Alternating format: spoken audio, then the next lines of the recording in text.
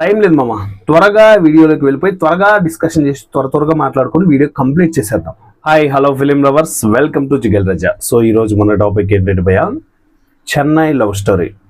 ఈ సినిమాకి సంబంధించిన ఫస్ట్ సాంగ్స్ రిలీజ్ అయ్యాయి, తర్వాత కొన్ని సాంగ్స్ రిలీజ్ ఈవెంట్స్ చేశారు. అందులో భాగంగా నిన్న అంటే ఒక 2 days back Chennai love story trailer అయితే రిలీజ్ చేశారు. అసలు ట్రైలర్ ఎలా ఉందిరా అంటే వాళ్ళే ఇచ్చేసారు.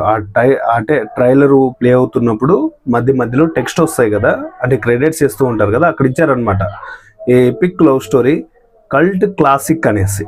నిజంగా చెప్తున్నా, కల్ట్ క్లాసిక్. ఎందుకు కల్ట్ క్లాసిక్ రా అంటే, బేసిక్గా మనం చాలా మూవీస్ చూస్తాం, ఇలాంటి కల్ట్ క్లాసిక్ లవ్ స్టోరీస్ చాలా రేర్గా వస్తుంటాయి. ఫస్ట్ ఆ సినిమాకి సంబంధించి చాలా దగ్గర పోలికలను కొన్ని సినిమాల గురించి మాట్లాడుకుందాం. అందులో ఫస్ట్ నాకు గుర్తొచ్చింది ఏంట్రా అంటే ఈ ట్రైలర్ చూసేటప్పుడు నాటోగ్రాఫ్ సినిమా ఉంది కదా రవితేజ గారిది, ఆ సినిమా గుర్తొచ్చింది. దాని తర్వాత ప్రేమిస్తే, దాని తర్వాత 7G బృందావన కాలనీ. నాటోగ్రాఫ్ పర్లేదు, ఒక రకంగా ఈ సినిమాకి ఈక్వల్గా అనిపిస్తుంది. And Premisthe, 7G Brindavana colony, ఇవన్నీ కూడా ఏంటంటే కొంచెం కమర్షియాలిటీ టచ్ అవుతుంది. కానీ చెన్నై లవ్ స్టోరీ సినిమాలో మాత్రం ఒక వేరే లెవెల్ కాన్సెప్ట్ ఉంటుంది భయ. అంటే రెగ్యులర్ కాన్సెప్ట్, మనం ఎప్పుడో బిఫోర్ చూసేసిన కాన్సెప్ట్ ఉంటుంది, కానీ దాన్ని కొత్తగా కొంచెం డీసెంట్ వేలో చాలా బ్యూటిఫుల్గా ప్రజెంట్ చేశారు డైరెక్టర్ గారు.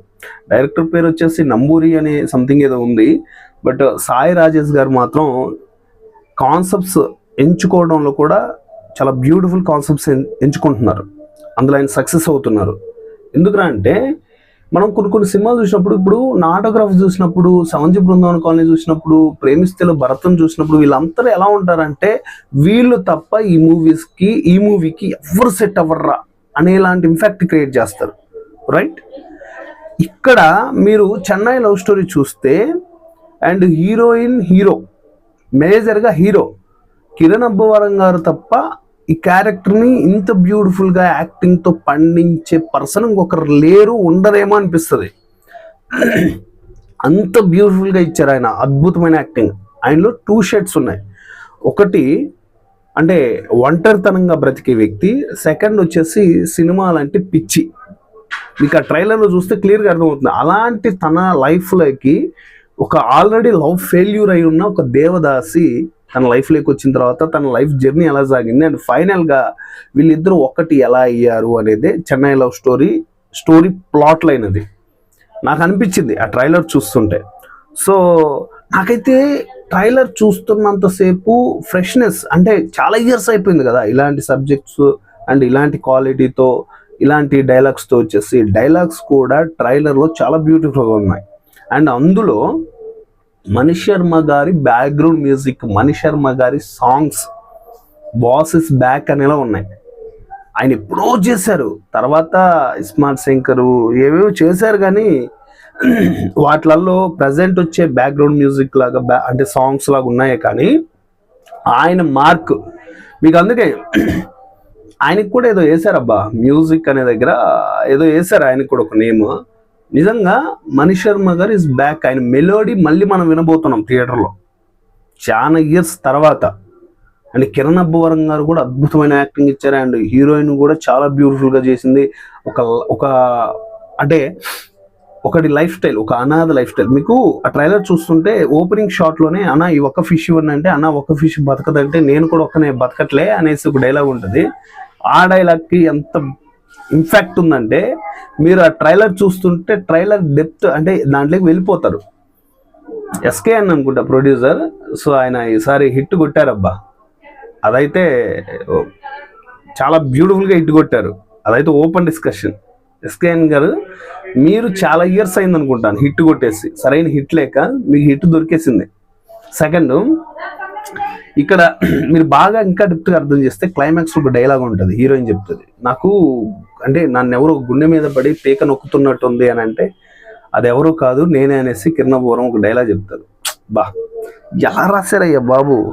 ఇలాంటి కల్ట్ క్లాసిక్ మూవీస్ చాలా రేర్గా వస్తుంటాయి.